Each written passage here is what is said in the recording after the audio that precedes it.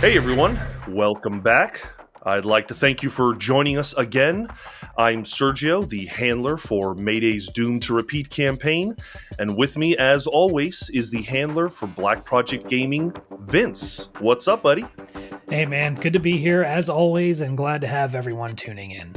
If this is your first time on our channel, welcome. We're part of Mayday Roleplay. We play tabletop RPGs like Delta Green, Vampire the Masquerade, 5th Edition, Orpheus, and a whole lot more. There's something for everyone. All of it available in podcast format or video format as well, and it's all completely free, so please check it out. Vince, we are excited today because although nothing looks different about the show, this episode is our first monthly installment where we will shift our focus from the King in Yellow and Impossible Landscapes, and instead we're going to cover the Delta Green news from the past few months. We're tackling the scenario Reverberations, plus a dive into what makes the Delta Green community special. We spoke with 4 of the original members of the Green Box podcast to discuss it all. We've got lots to go over, very excited to share it with you. So find a nice cornerless room to settle into before the Hound of the Angles gets you, because you have found the Dead Drop. So Vince, while I don't think we'll cover the news every month, there has been a lot of fun updates within Delta Green in the past few.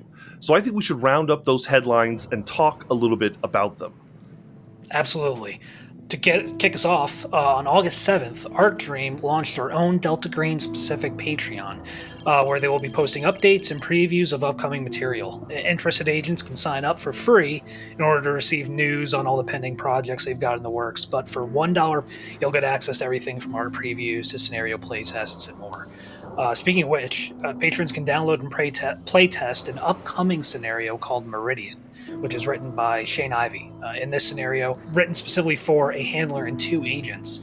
2 agents from the Religious Crimes Task Force are sent to Joplin, Missouri, to investigate the finances of a rural homeless youth shelter.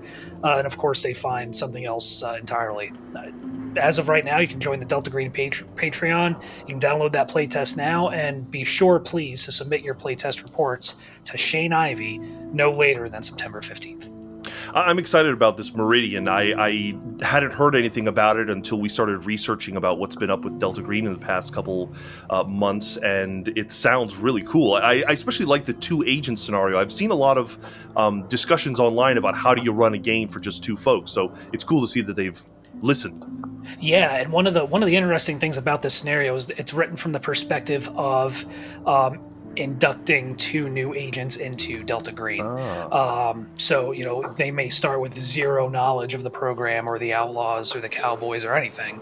By the end of the scenario, they are recruited. So it might be a great vector to bring new players in, new agents in.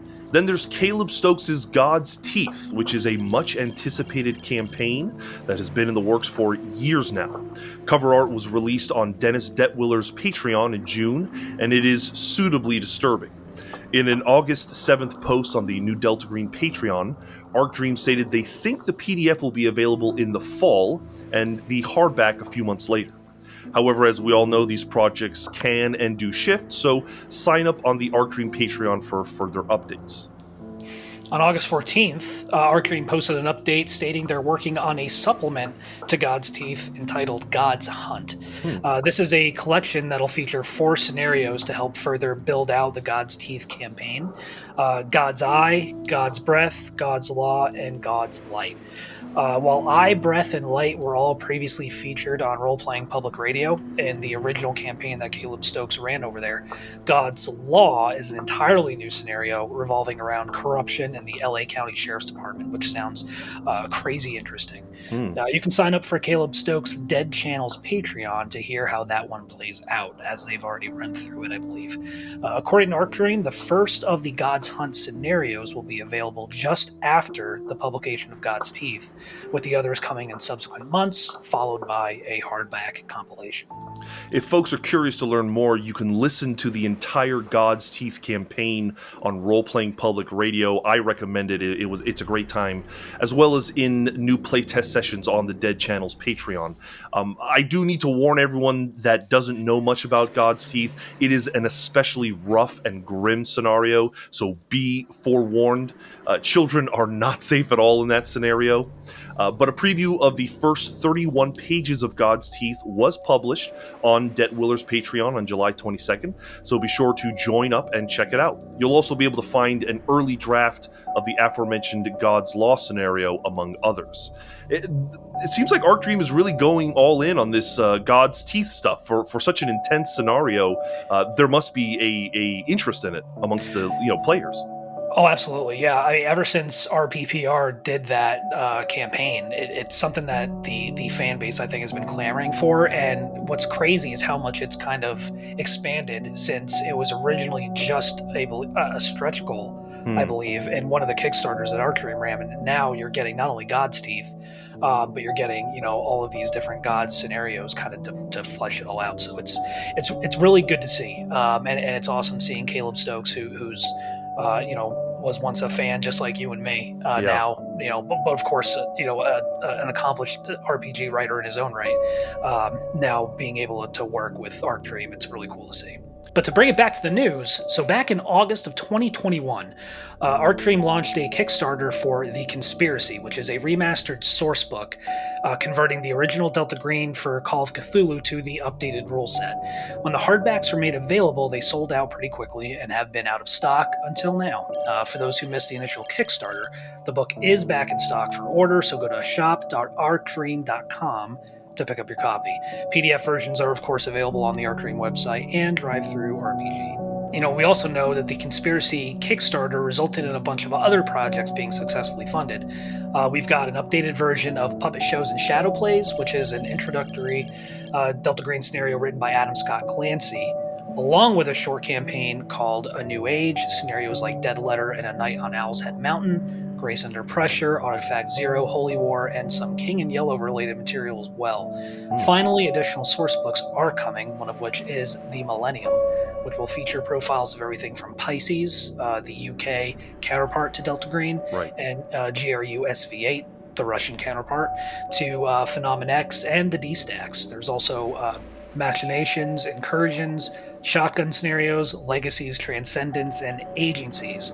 So a whole hell of a lot more to look forward to from the folks at Arc Dream. It's going to be great. Also in August, 2 new scenarios were released, From the Dust and Presence. From the Dust is about agents investigating the disappearance of children and the strange reports about the nearby Garrettson mansion. If you check out the cover artwork, you might recognize a familiar furry face, as it seems Brown Jenkin will make an appearance. Lovecraft aficionados will recognize Brown Jenkin from the story Dreams in the Witch House. He is a rat with a man's face, and I assume you get to shoot a gun at him, so sounds awesome. Fingers crossed. Fingers crossed. Presence, on the other hand, centers around the unnatural disappearance and reappearance of a young woman from Alabama who turns up in New England in an instant. Judging from the cover art and the flavor text provided, I'm going to make a guess and say that it probably involves either Shub-Niggurath or maybe the Migo. It mentions the Dark Woods and that kind of stuff, so that's my guess.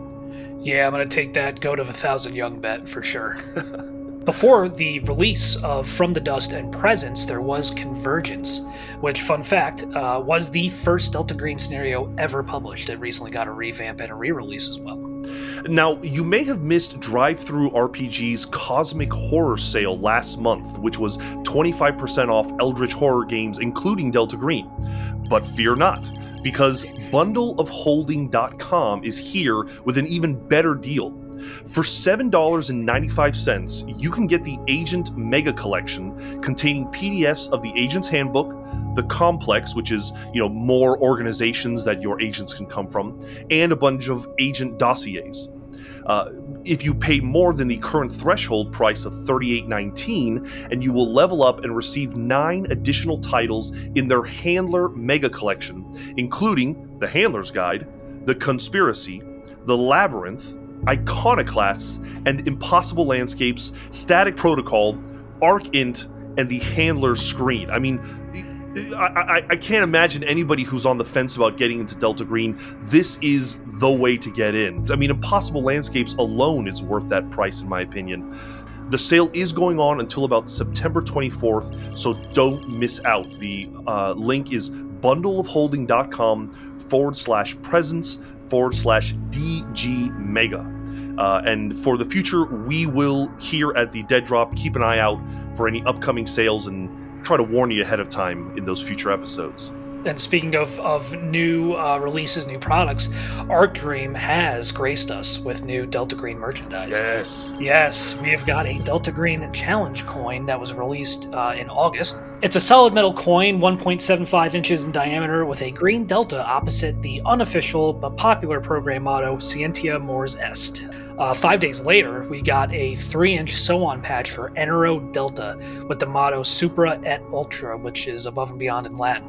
That was released as well. You can pick those up, plus a lot more great Delta Green swag by going to shop.artdream.com.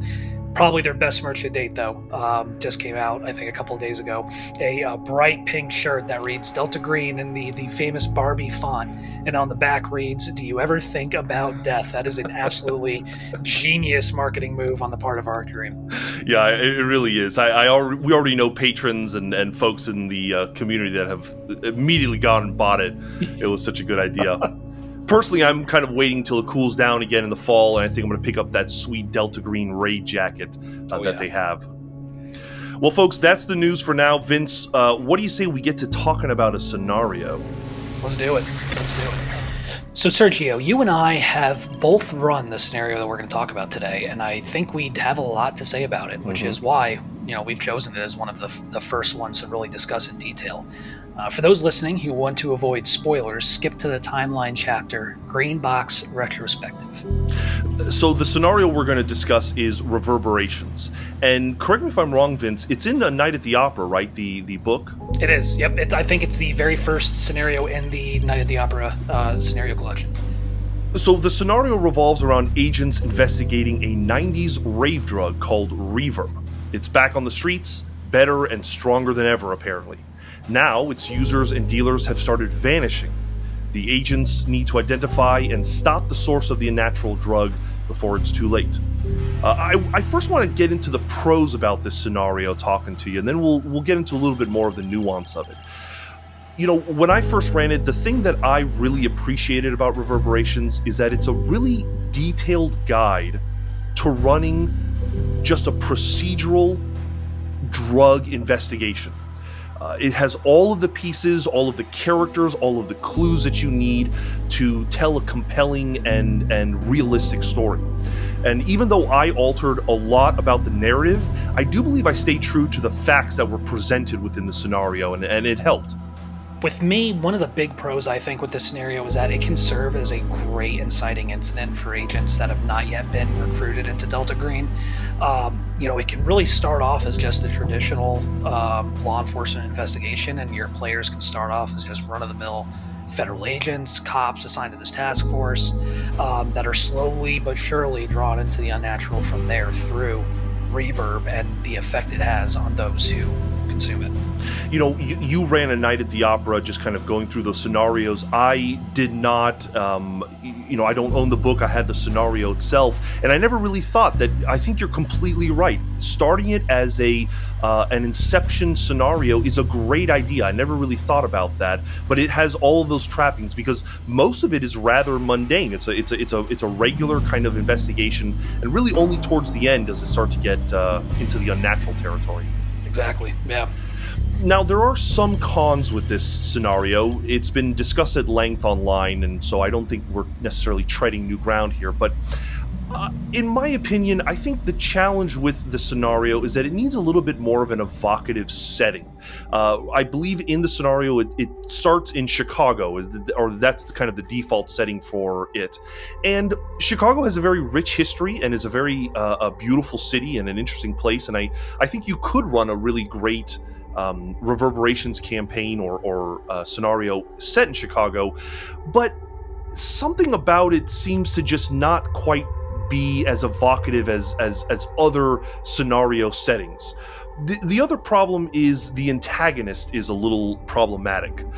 As you start to read, you find out that the Cho-Cho, the infamous Chinese, I think they're Chinese or kind of distantly Vietnamese. Okay, Yeah. they're kind of distantly related to Vietnamese, but they're really just kind of like evil people.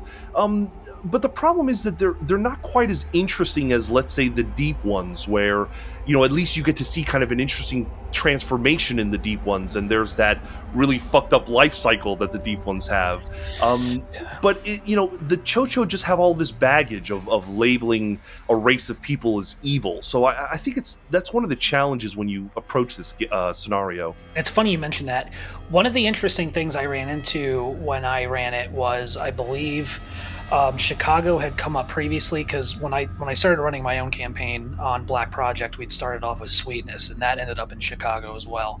So I wanted to mix it up, and rather than set Reverberations in Chicago, I moved it to Los Angeles, and I feel like it really fit that city better than necessarily Chicago. Right. I think Los Angeles is such an ethnic melting pot and cultural melting pot. It's a great spot for that type of scenario. I completely agree with you about the Cho-Cho, man. It's definitely one of those areas that you've gotta handle delicately. Especially if you haven't done lines and veils or any kind of safety check-ins with your players. It could be one of those areas where that inherent sometimes veiled, sometimes not racism of Lovecraft's fiction can come to the fore a little bit more than you might like it to. So definitely kind of step carefully around that particular subject matter. Right. And I don't think the people at Arc Dream, the devs at Arc Dream intended for this.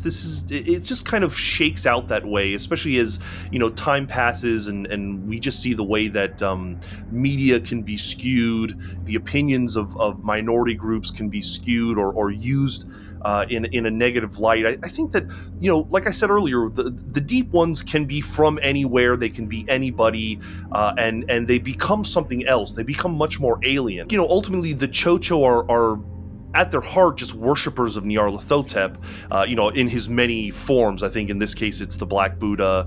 So this kind of brings us to some of the changes that we would recommend.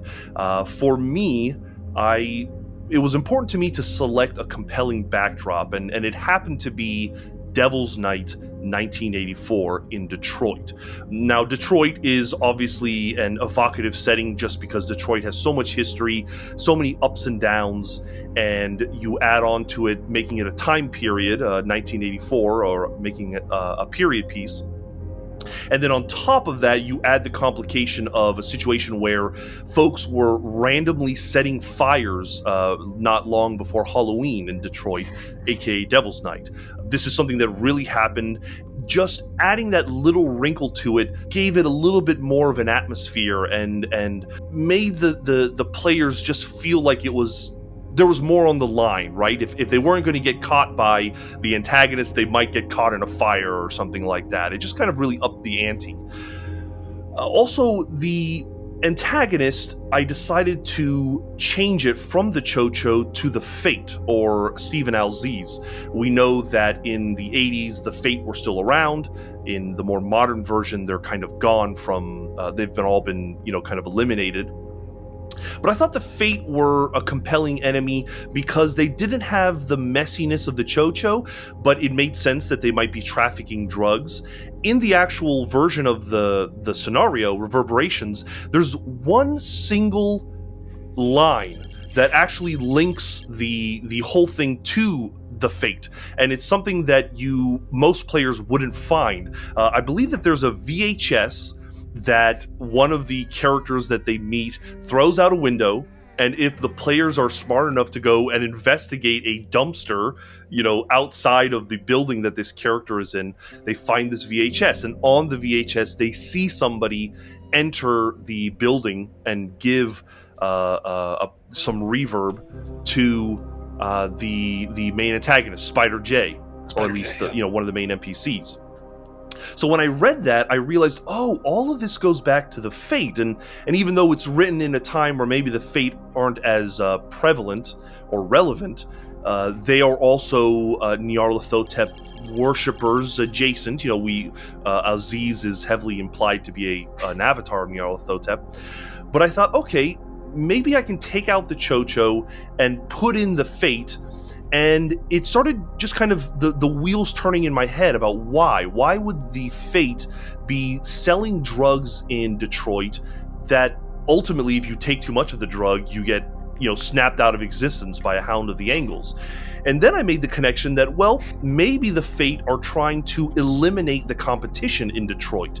And what an easy way. You release into the city this drug that if you take too much of it, like a dealer might, or people who are involved with the drug world of Detroit, they start disappearing, and then the Fate could move in. This is obviously heavy spoilers for my Doomed to Repeat campaign, the first season. But I thought that was kind of a motivation that made sense to me and was a good way to take out the Chocho and put in a different enemy. I also added a ghoul, Tanika, which is supposed to be Spider J's girlfriend. I made her a ghoul and a kind of go-between between the Fate and Spider J, almost like she was helping them kind of bring it in and for a price.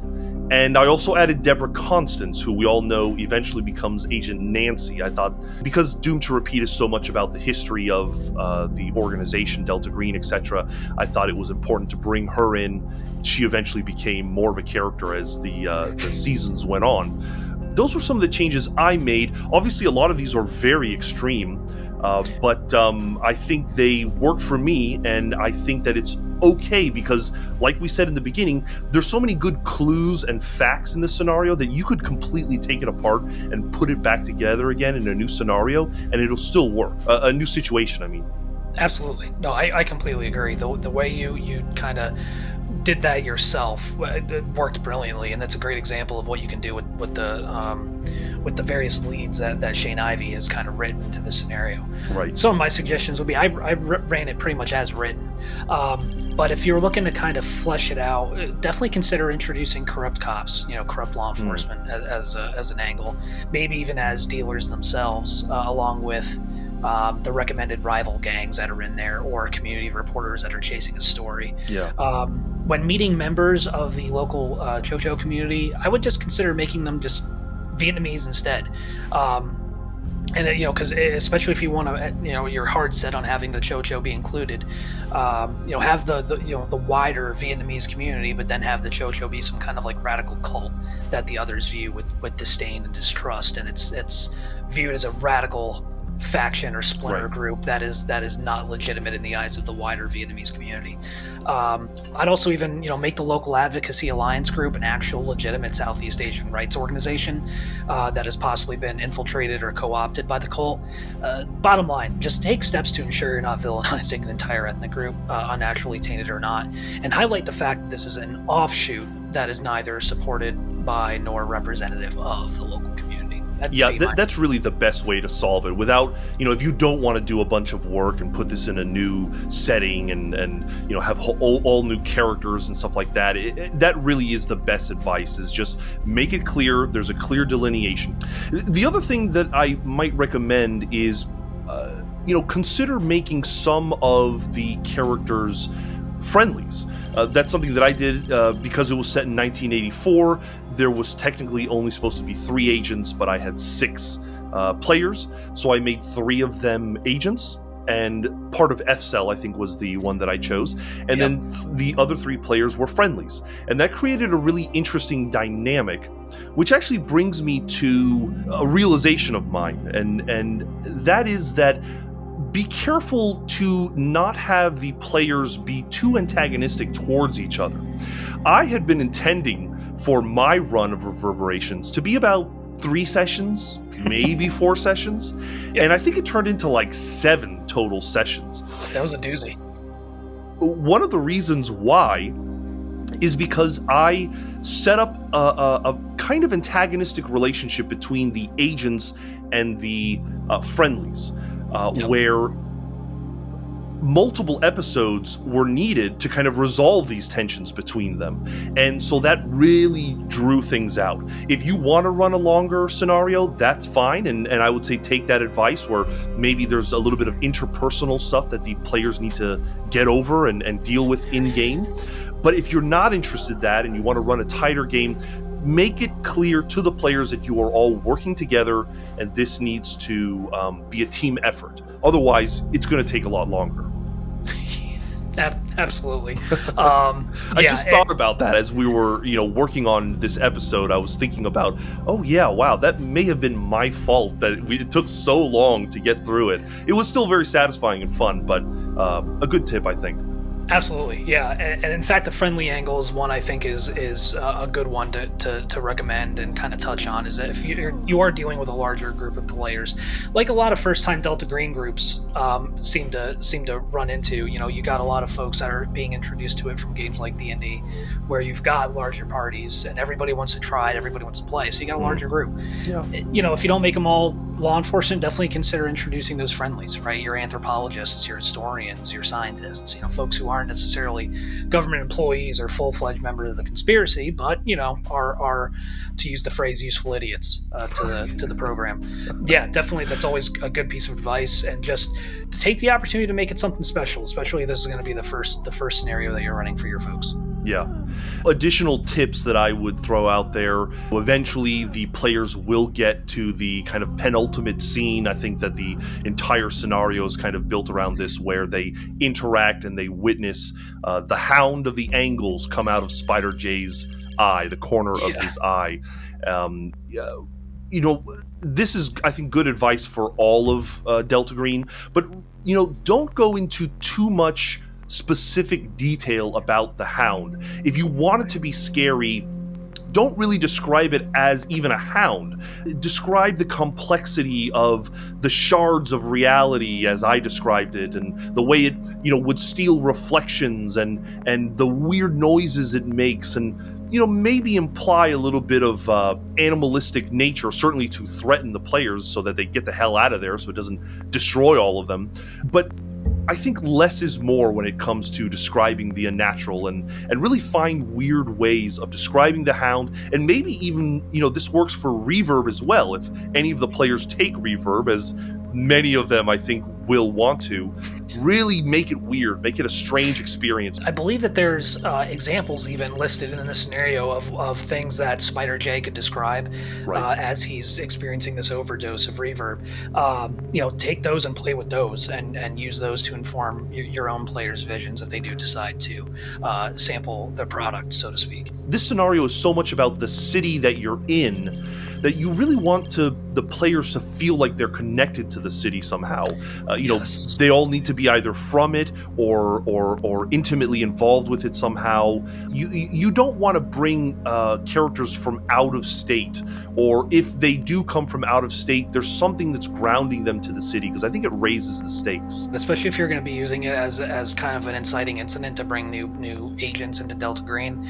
If you're dealing with like a narcotics task force that's been organized specifically to look into this, these are all local, cops who have grown up and worked in Chicago. These are all federal agents who have been assigned to Chicago for however long and have made it their home. So there's definitely, definitely have those connections there, especially if this is going to be your first outing as a cell or as a working group.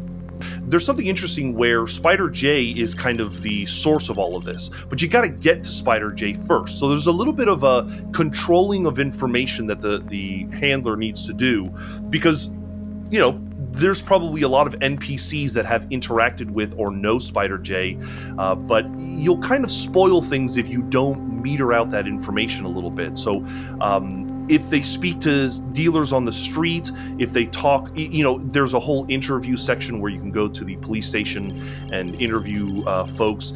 Really control that and don't let it out too soon that Spider J is the source. Or if you do, just make the next challenge figuring out where Spider J can be found. I mean, if you're dealing with the local gang culture and so on and so forth, these are people who are this will not be their first run in with law enforcement. They are seasoned telling police to go fuck themselves. So play that up. These are not people who talk. These are not people who snitch. And so if your agents are trying to get information out of them, they better come with either a sweet enough deal or with enough pressure and leverage to get at that. So then that could introduce a whole nother angle in and of itself to kind of expound upon the boundaries of this scenario.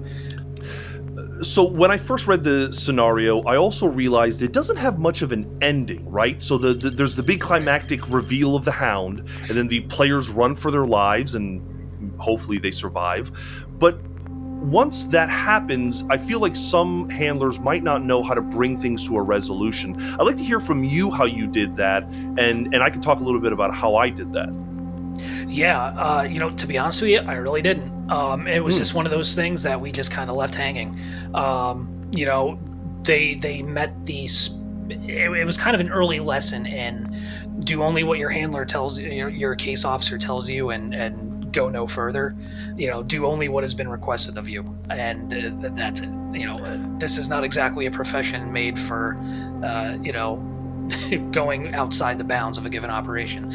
But talking with you and kind of seeing how you've incorporated various elements, specifically like the fate. I mean, the handler's guide has a lot of great information on where the fate is today. Right. So if you're running a modern day scenario, feel free to turn this into the first scenario in a fate campaign, either in a resurgence or some kind of these fate hangarounds that are trying to restore the organization to its former glory in the wake of Stephen Alziz's disappearance, the cult's destruction, what have you. Or any other insert organization here. It could be a great introductory scenario to just follow that chain of dealers, suppliers, buyers, etc., all the way to some suitably unnatural and terrible conclusions. If you are a bit of a completionist, though, or you do want something satisfying, what I basically did was the players learned that Spider J was the distributor, but he wasn't necessarily the source. Right. The way that the scenario describes it. I think the scenario describes that he went to Asia, possibly Vietnam, and he got the Lao, the Black Lotus, from that area. I modified it a little bit where he was getting it from the Fate. And so when the players learned that, they realized, okay, the source of this is in town. I laid clues for them to learn that they're in town for one night to drop off some drugs for Spider J, have a connection with Tanyika, who, like I said, was a ghoul, and they were kind of working together. So the players learned this, and they decided to kind of do something about this. I think there was also an artifact, a crystal, which was relevant in the Doomed to Repeat modern scenario, which, by the way, that crystal was pulled from the green box generator. I don't know if you've ever messed with that. Oh, no Vince. shit. But there's that great green box generator, and one of the options was this crystal that was created by the not the Migo, but the Elder Things. Yeah, okay. So it was an Elder Thing way of increasing your power score. The Fate wanted that, or they were trading it to Tanyika. The point is that it gave the players something to bring the story to a resolution about. They got the crystal, although some of them died, but at least they were able to stop the Fate from cementing themselves into Detroit. It at least brought things to a satisfying conclusion. That's maybe a little bit of advice in case you do want to take it into a route where it feels like there's an end to the scenario. Absolutely. That's great advice. Yeah, I like that. Thank you. I think this is a great scenario. I know that there is some criticism online about Reverberations, but I really agree with you that this is a great possible first scenario for new players, new agents, and it makes sense that it's one of the first in A Night at the Opera because they probably thought the same way. Hell yeah. It's definitely up there with one of the better introductory scenarios. Of course, Last Things Last is the one that everybody thinks of and recommends for good reason. It's a oldie but goodie, and it does what it does very well.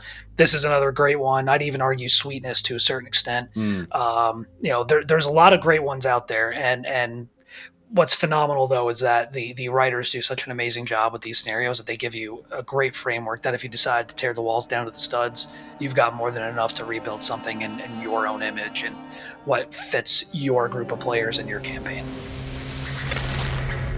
It's important to remember that for every great tabletop game, there is also the community rallying behind it, playing the game and spreading the good news. In our modern age, when playing in person is tough or downright not possible, we use Discord servers and websites that connect us to strangers so we can all play these games together. But before 2016, Delta Green fans had to find other ways of keeping the game alive.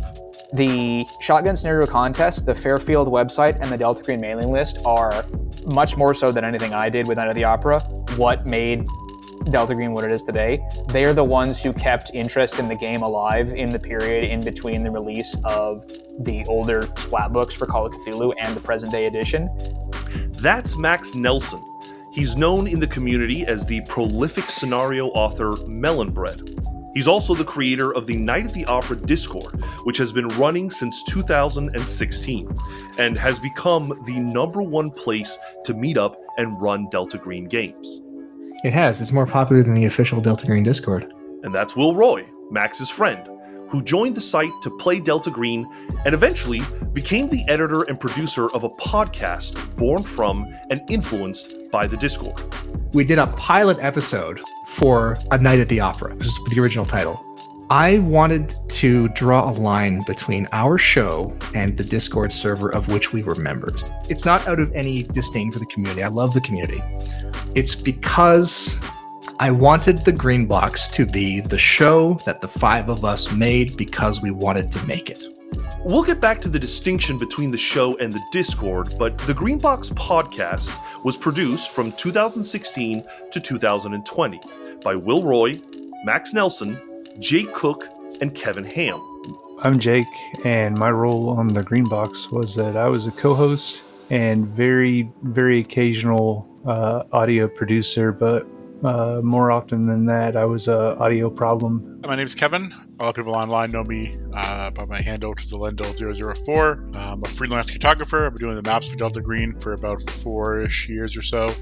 And then I was a member of the Green Box podcast, 1 of 5. The show had other contributors like Thomas DiPaolo and a user named Dole. And usually, most discussions centered around how to successfully run Delta Green. That's pretty much the most discussed topic on the Green Box was how to put the clues together, because it's something that's difficult in RPGs. It's something that published scenarios struggle with. It's something that everyone who runs the game struggles with.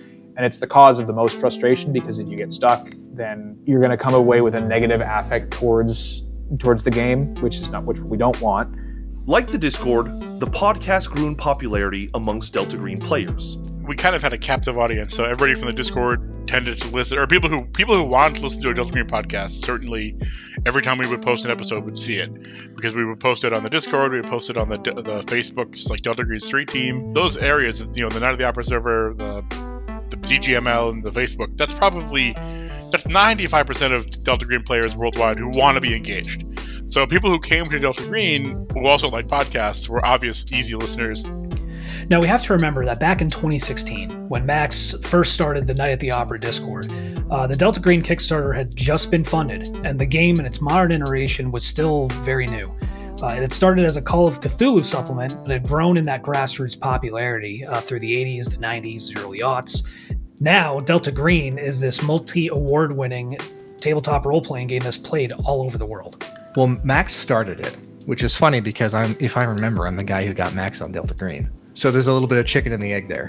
The first person I played Delta Green with was Will. He had told me all about how great Delta Green was, the new standalone edition. And my understanding of Delta Green at that time was that it was like the worst parts of the X-Files, the conspiracy meta plot that everyone hated. A game that Will ran for us, that I was introduced to Delta Green, and I ended up enjoying it enough that I was compelled to start writing my own material for it. And start writing he did. There is currently a 9-page PDF available containing dozens upon dozens of hyperlinks to Max's scenarios, NPCs, artifacts, and all the other great ideas that spilled out of his head while he was inspired by the game. We have a link to it in the description below. What about Jake and Kevin, though? How did they find the server? I was looking for games online, and I came across the r/Night at the Opera. I got on there pretty early on. I think I played in some of the first games that were there, maybe the 4th or 5th game there that Mellonbread ran. And then I stuck around because it was a place full of like-minded people who were interested in the same game, right?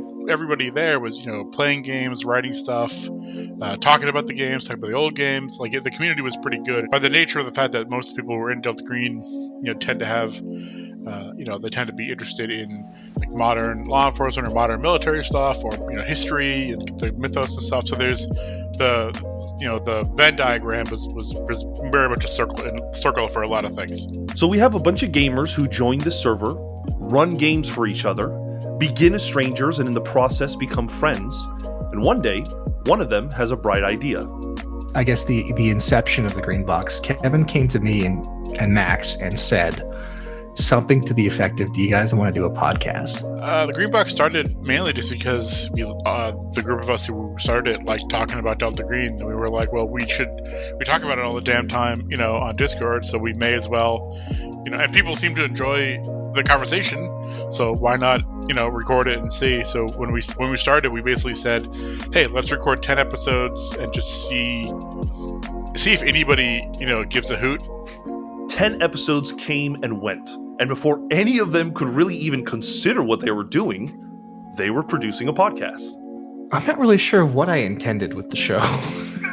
It was sort of a project that fell into my lap and I thought would be fun to do. I remember initially it was supposed to be kind of open to everyone at the community. Like, if you could get 3 people to get together and talk about something, that was what the goal was initially. The initial room full of people got winnowed down just due to scheduling issues, because once you get beyond like 4 or 5 people, it's very difficult to pick a regular recording time. It just kind of took off after that. The team not only discussed how to run the game, but they also began highlighting the creative work that was being produced by the community in the form of the shotgun scenario contests.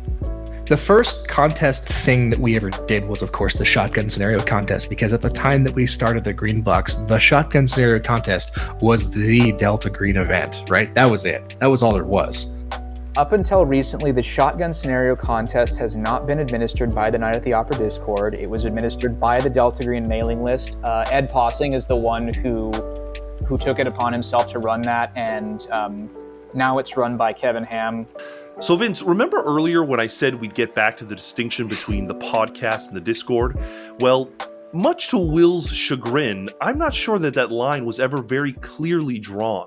We tried to discourage where we could if people were like, oh yeah, I came here from the show. Like, all right, well, we appreciate you like it, but this is the Discord for the whole community. It's not just our, it's not our thing. So it would be impossible to separate the two in my eyes, because so much of what we talked about came from there. It came from the games that we were running, came from the scenarios that people were writing, the contests and the jams and all the other like collaborative work that was on there. Without the Discord, we wouldn't really have had too much to talk about, since that's where the majority of our gameplay was coming from, where our experiences were coming from.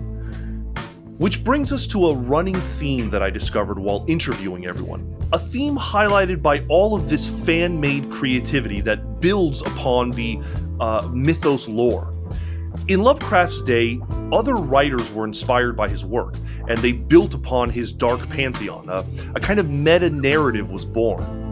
And it's so cool to see how that sense of collaboration is mirrored by the community. I would like to think that spirit of collaboration and co-authorship is something that has been shared by the wider, mythos adjacent community. Certainly the guys at Arc Dream seem very, very keen to have other people play in their sandbox, which I cannot say for other people who write tabletop RPGs. So major kudos to them. While there are now many actual plays that run Delta Green, including the ones that you and I have produced, there has always only been one Green Box. Well, sure, okay, but there is also another podcast called The Green Box. Okay, correction, one Green Box show. We call it the Green Box Podcast to distinguish it from other things that are called the Green Box, but the official name of it is just the Green Box. Regardless of the distinction, the Green Box Podcast and its team managed to produce 100 official episodes along with several bonus sessions. I asked them how they worked together over the 5 years to pull it off. Yeah, and everybody had something that they contributed in their own way, even if it wasn't like an official sort of responsibility. It's just the way that we all are because of who we are, people as our personalities. We didn't all see eye to eye on everything, but we could have the discussion about, like I know between like me and Max, like Max likes to lean into the occult and the weird and the mythos, and I would rather have a mythos-free adventure. And neither of us is wrong, but we allowed us to come at things in different perspectives. When it comes to actually like getting the whole recording software stuff set up, that was all Will. Will is the one who is our editor. He probably put more actual work into it than maybe the rest of us combined. It was certainly more than I did. Kevin also did a lot of the guest wrangling. Whenever we had a guest on, it was like 9 times out of 10, it was Kevin who arranged that. Working in the government for as long as he has, I guess it kind of ingrains that sort of like cat wrangling. Right? Who's available to record? What are we talking about? Like that was him. He'd always just kind of like kick our butts to try and whip us into shape like that. And much of the actual content work of the things that we talked about, most of that was Max, Jake, and Tom. And I think Tom was the one. He was sort of like the heart of the team because Tom was the one who, when we were at our most venomous, was like, don't do that. Maybe remember that this is something that you're doing because you enjoy it, so act like it. And that's really valuable, even though you don't realize it at the time. I'm curious, which of their 100 episodes do you think they'd recommend to a new listener? I think all of our interviews were great. All of our interviews were super fun. One of the things I love about Delta Green is that the devs are super accessible. I don't think I've ever heard of them refusing to go on somebody's show and talk because they're like me. They like to talk about themselves and they like to talk about their work. We love the game. They love the game, and we just get to nerd out together. The one that I always point people to is episode 36, where we made the mistake of inviting Scott Glancy on to talk at us at length.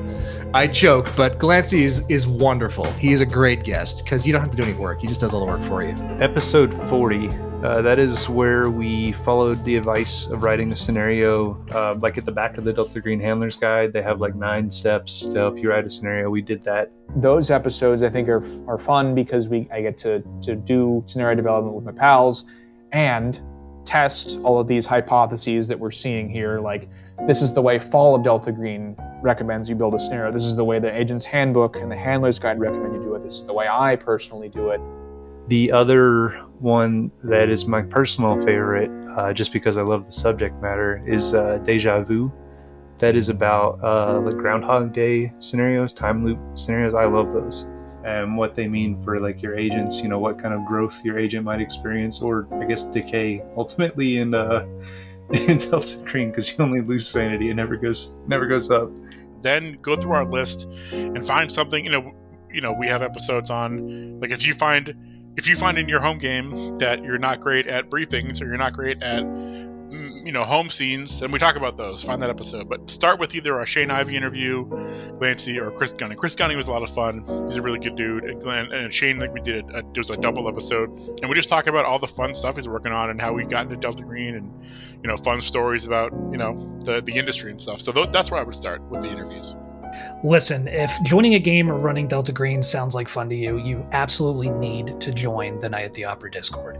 We do have a link to it in the description below. Like what you can find there now, it's like that events channel is popping. They are running games every day, every other day there, and not just like Delta Green, other game systems. And the thing that I love to see is that when I go on that website now, there's a whole cohort of regular players that play regularly, and that's like a mirror universe version of the like 6 or 10 people whose schedule is lined up that I used to play with 5 years ago. And so that makes me super happy to see that there's a whole nother generation of players and handlers on there. Well, as a fan of the show, it was a real treat for me to interview Will, Max, Kevin, and Jake. They just could not have been nicer people. I had to end our conversation, though, asking them what effect, if any, they think the show's legacy has had on the Delta Green community. It would be nice to think that we had an influence on the wider community. I don't know that we ever really did. And to be honest, I never wanted to really tell anybody this is the one true way to run Delta Green. Like I always came at it from a perspective of here's how I do it. Here's why I do it this way. Here's what works for me. Take what you want, leave what you don't, right? In theory, in 5 years, 10 years, whatever, how to write a scenario or how to do a good briefing, that should still be relevant. So I hope we'll get stuff out of it, as long as it stays on the internet. For a while, we were probably like the primary source of tips and advice for running the game. There's always been that strong Delta Green community. Maybe like Night at the Opera is just like the latest carnation of it. Serge, you did a great job talking to them, interviewing them. It was really great to learn more about them. And let me just take this opportunity, if you don't mind, and guys, I hope you're listening, to really just extend my most heartfelt thanks to you for everything you've done to support the Delta Green community, to get it to where it is today. I really think you played a more instrumental role than maybe you're willing to acknowledge in spreading that gospel of Delta Green. So really, from the bottom of our hearts, thank you for everything you've done.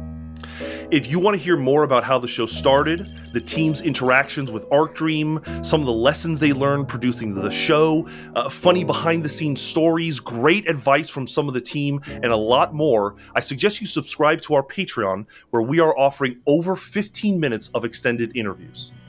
Well, folks, that is it for our first official monthly episode. We'll be back on the second Friday of next month and every month after that with the latest Delta Green news, scenario discussions, and a whole hell of a lot more. Thanks for tuning in, guys. Don't forget to check out our Patreon at patreon.com/MayDayRP.